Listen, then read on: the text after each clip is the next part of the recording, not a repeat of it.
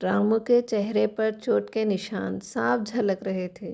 2 दिन से वह अपने मालिक लाला गोविंद के खेत में काम करने नहीं जा पा रहा था। तीसरे दिन लाला खुद उसके घर पहुंच गया। देखा तो रामू कट पर पड़ा हुआ था और बहुत चिंतित लग रहा था। अरे रामू, 2 दिन से काम पर नहीं आया। सब ठीक तो है? कोई दिक्कत है क्या? लाला जी, आप खुद यहाँ आए हैं, ये मेरे लिए बड़ी बात है। क्या बताऊँ, पिछले महीने मैंने अपने कुछ पैसे साहूकार हरिप्रसाद के पास संभालने को दिए थे, पर अब वो पैसे लौटाना नहीं चाहता। जब मैंने मांग की तो उसने अपने गुंडों से मेरी जमकर पिटाई करवा दी और मुझे भगा दिया।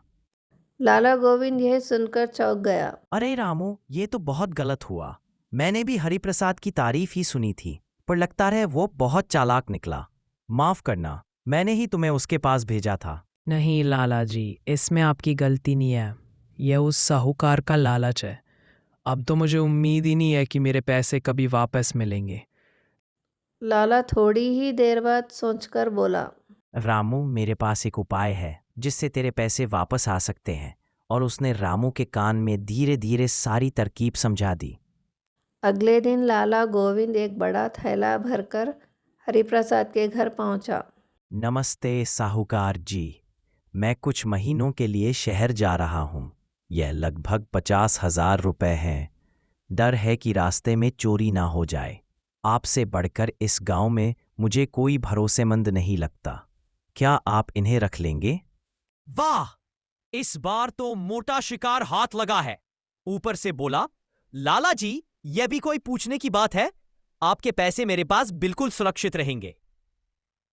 इतना ही हुआ था कि तभी रामू वह पहुंच गया। अरे रामू, तुम तो आ ही गए।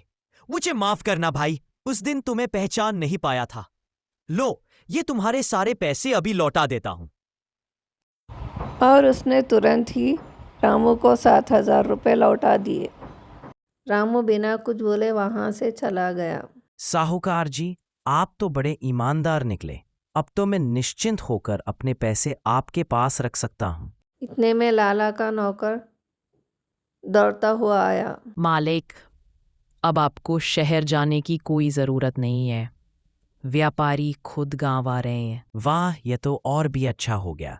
अब पैसे आपके पास रखने की कोई जरूरत नहीं है साहूकार जी। अगली बार जरूर आपके पास रखूंगा। यह कहकर लाला उसका नौकर थैला लेकर वहां से निकल गया। साहूकार माथा पकड़कर बैठ गया। हाय राम, ये क्या हो गया?